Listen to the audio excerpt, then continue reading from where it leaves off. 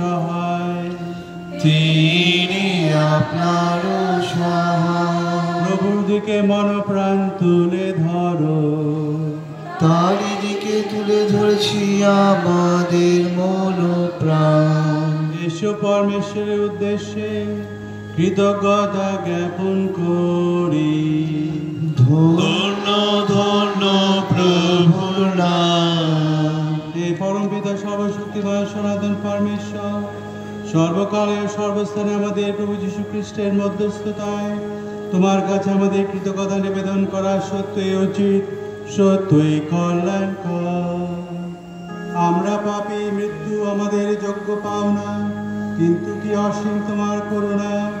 মৃত্যু সহিত হয়ে সে আমার এই খ্রিস্টের পুনরুত্থানে মাহাত্মে লাভ করি তোমার চরণাশ্রিত অনন্ত জীবন।